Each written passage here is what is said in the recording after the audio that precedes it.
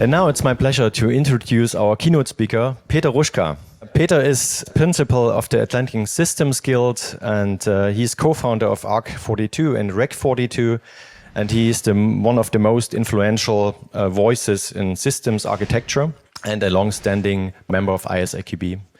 His keynote, Framework Architectures, explores how frameworks shape complex real-time and embedded systems and why mastering abstractions is key to their success. Please join me in welcoming Peter Hruschka. Thank you. Good morning, everybody. It's my pleasure to be here, and I promise I will not talk about AI.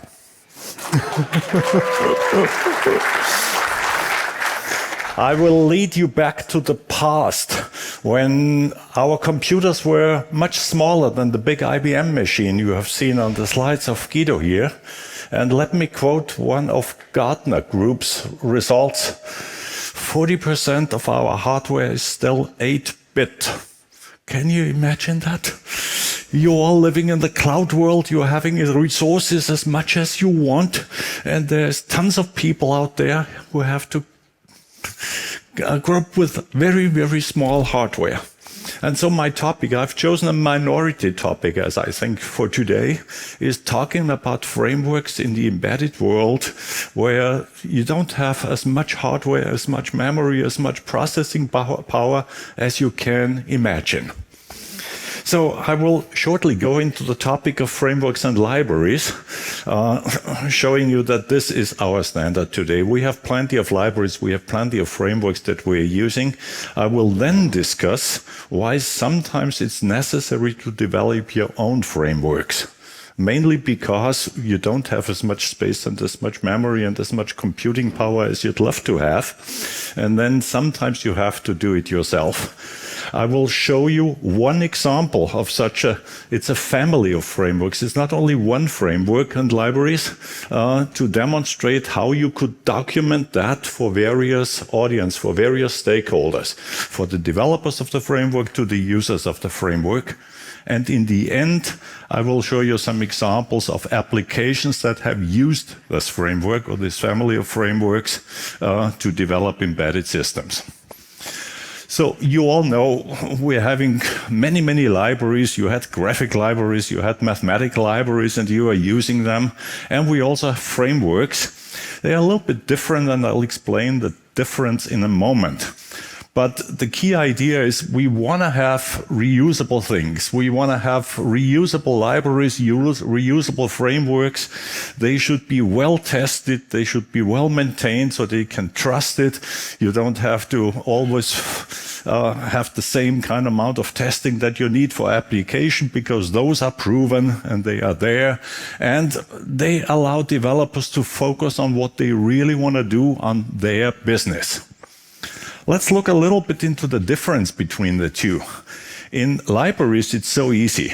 You have an application and there's libraries and you simply call the functions and they execute. You are the boss. You are trying to use those things there. In frameworks, this is a little bit different because the framework is the master and you are the slave with your application. So sometimes you simply embed your little pieces of your application into such a framework. That's what we call inversion of control. So the framework is the master, not you are the master.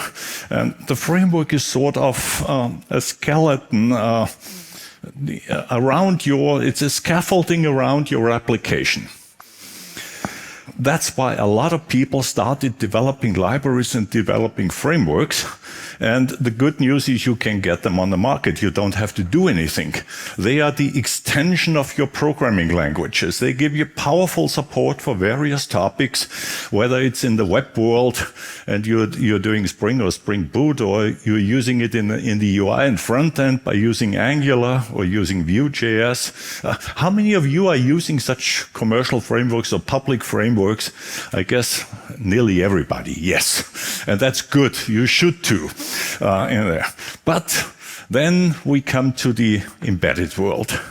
and you want to have abstraction layers above your hardware, above your operating systems, above all your devices.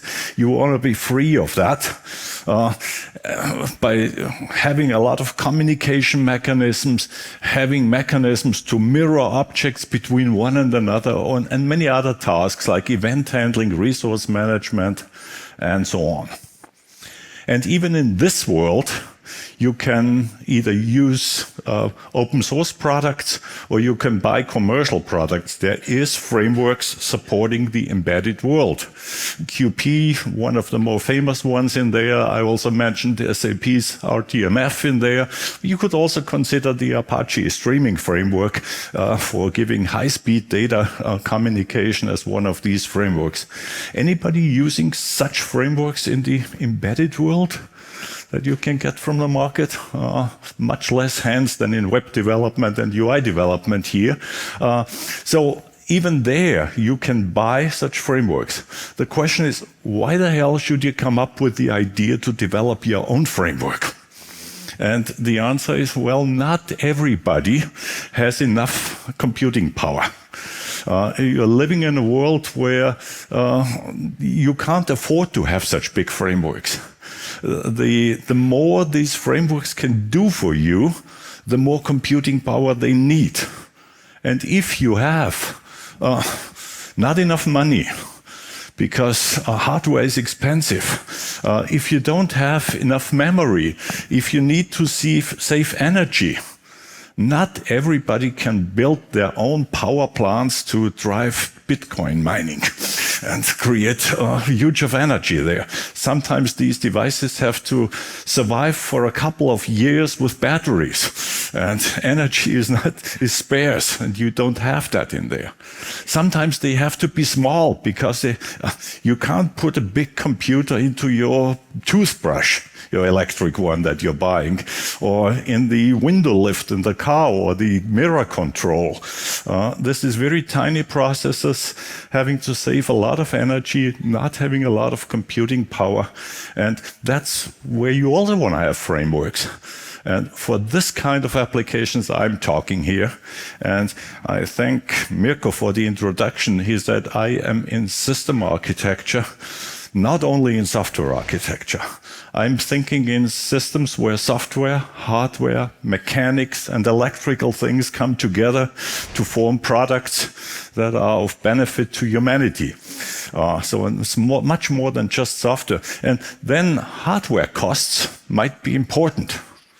Those of you living in the cloud, you don't care. If you need more, you pay a little bit and you get it.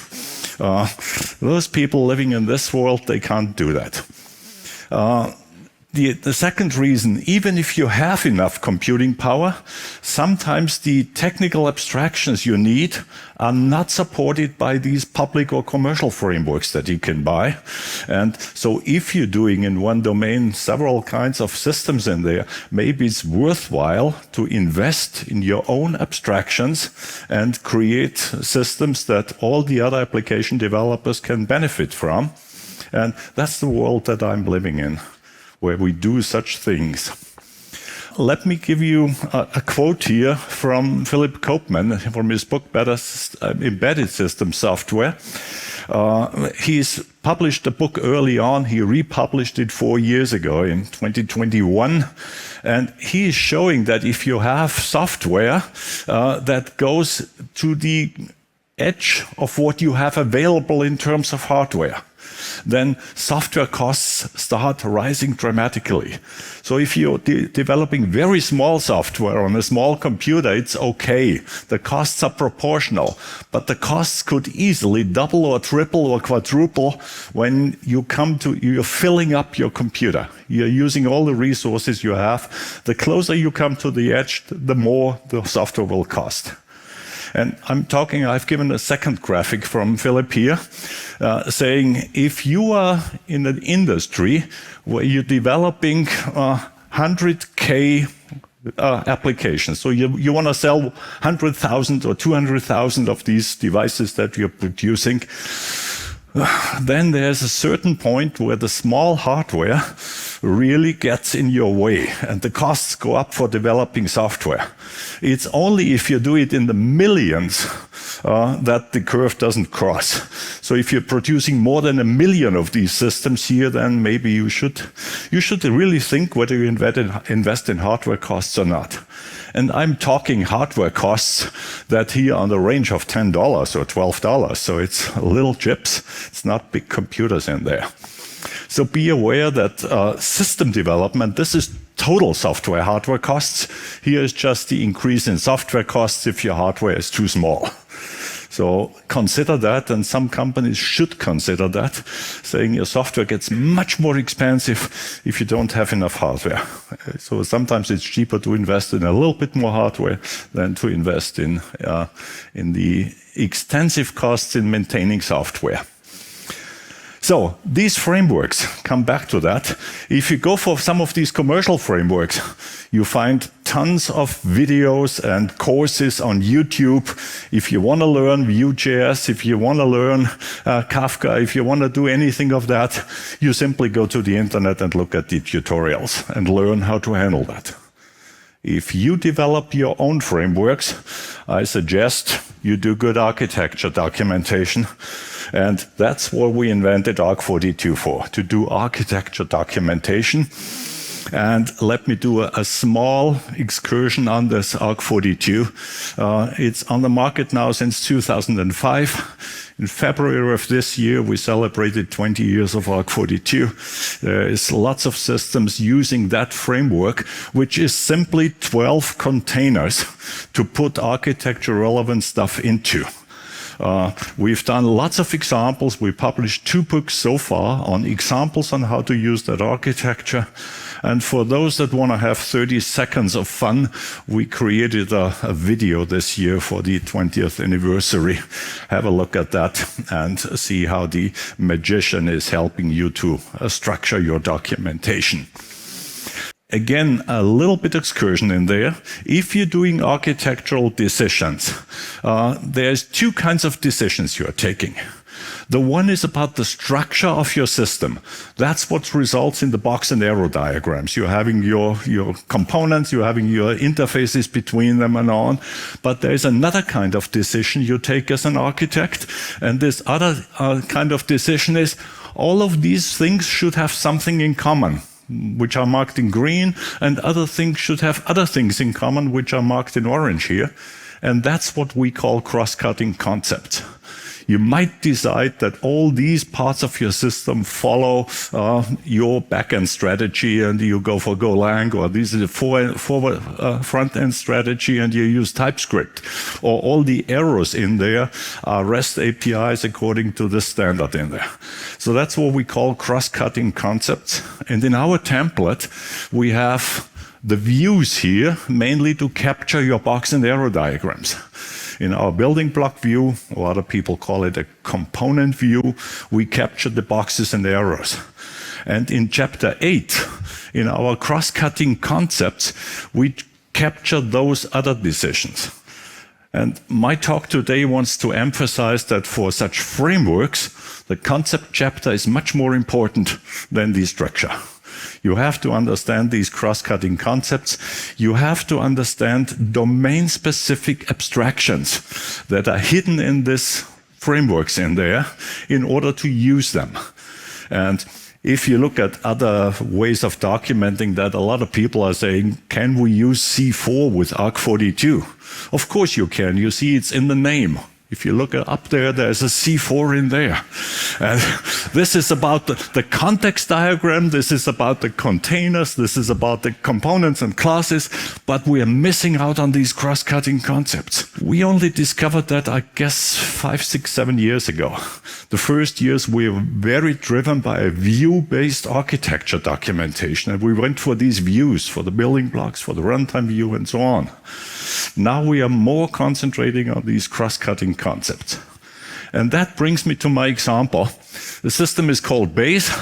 It is developed by my partner Wolfgang Reimisch, also the co-author of one of these books of ARC42. I use it as an example for architecture documentation. Chapter 1 in our thing in there is a problem statement. And being an agile guy, I'll try to do it the agile way. I said, as a developer of embedded systems, I want to have a set of highly portable frameworks and libraries to shield my application against dependencies from hardware and devices, and thus saving, I put in X% here. My friend told me in some of his applications it's 90%. In others it's 40% that you can save, because it does all the technical ground laying work in there, so you can save quite a lot of effort in your development. For those that love to give the goals in the PAM format, purpose, advantage, metric, here's the purpose, here's the advantage, here's the metric. So you can phrase it in different ways. But chapter 1 in the architecture documentation should always be your goals that you are striving for. In chapter 1.2, we normally put the stakeholders.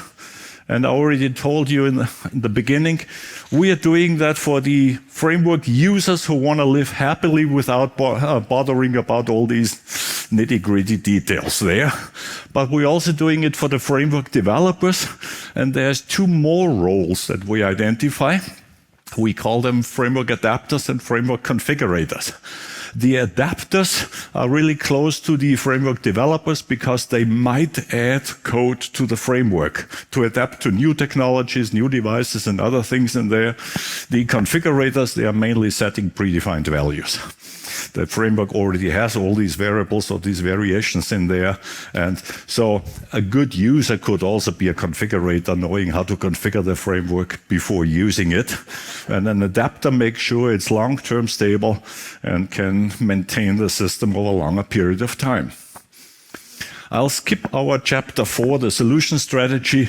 Just let me mention one sentence. The whole framework was developed in C++ without any additional libraries or frameworks, so also be pure C++ and being portable and being highly maintainable in there. If we go to the goals that we're mentioning, first of all, we say this, the framework should have a very, very small footprint. We really want to make sure that the amount of storage, disk space or flash, the amount of memory, the amount of power is kept to a minimum.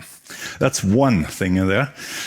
These commercial frameworks, they have to be very flexible, thereby adding everything for anybody, and therefore the footprint is not very small that day, so you need more power there. But the more important, the second goal is also important. We want to provide adequate abstraction. My partner Gernot always mentions such PDF libraries. The only thing you want to do is put a number on a page. And the kind of interface you got to use with such libraries is you create whatever coordinate systems and so on. So you have to know 50 different interfaces before you have that damned number on that one page. And you want to have convenience access to such things. So we want to provide that, and we called it framework abstraction layers. So it's not only shielding us towards the operating system, it's also giving us a very convenient interface from your application to the frameworks, so that you don't have to learn all these parameters. Leave that to the adapters and configurators of the framework. They know these details in there. And we are not stopping. We are getting new underlying hardware, new underlying operating systems, so it has to be safe. We always put 3 top qualities in an early chapter in 1.3 here. All the other qualities go to chapter 10 of ARC42. And for that, we have developed quality.arc42.org, Q42, a quality framework with 160 plus attributes. So about 4 times what ISO 25410 is giving to you. And lots of examples on how to write them. So if quality is your topic, have a look at our Q42. So the context diagram is pretty simple. Your framework base should shield you against operating systems and devices, and you are cooperating in terms of services that you're using, but also in terms of such convenience functions that the framework is using for you. So I don't go more into the context diagram, but it's important.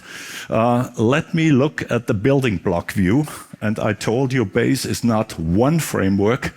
It's a set of 5 frameworks and 4 libraries. Normally what I'm now doing with overlays here would be a description in the background. The COM framework makes sure that you can have technology-independent communication. The DMDF in there makes sure that you can handle data management and dispatching. That's the 2 that I want to have a little bit closer look today. We have more than that. There is device abstraction, there is an operating system abstraction, there is mask-based user interfaces, and there is also complex graphical user interfaces and graphical editors. All in all, this is about 437,000 lines of C++ code.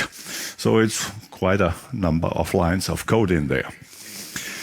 So that's the top-level building block view, but in order to explain what this framework and that framework are doing, we suggest that you go to chapter 8 and you describe cross-cutting concepts. And for them, we have sort of mini templates in ARC42. How do you describe such a concept? Which is pretty obvious. You state the problem, what does it want to solve? You state a solution.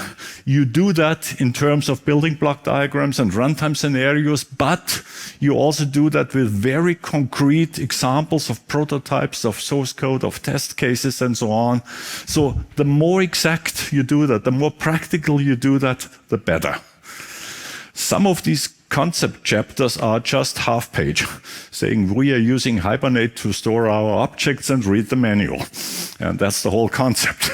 We can do object-to-relational mapping in there. Sometimes it's a security concept that might be a 100-page document, showing all your threats that you're reacting to and whatever.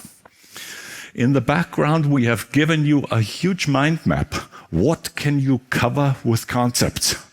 And this is things like logging and tracing is the classical one, but error and exception handling, plausibility checks, and so on. Today, I want to concentrate on this domain-specific terminology for frameworks that we put in there. So you're mainly, in the sense of DDD, you're developing your domain model, your ubiquitous language that you are using on this top level there. So, let's have a look at this framework here, at COM, and we want to make sure that the developers are relieved from all the technical details of communication. Whatever the communication mechanism is, whether it's TCP/IP, it's serial lines, it's mobile communication, but if you have enough hardware, you can also put Kafka below there under the same interface here.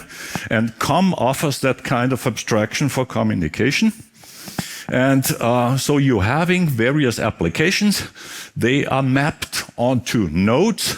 Those nodes have ports, and those ports can communicate with each other, either locally or remotely. That's what the framework tries to do. And here's an abstract model that I don't want to go in all the detail in there, saying we are having our application processes, and they correspond one-to-one.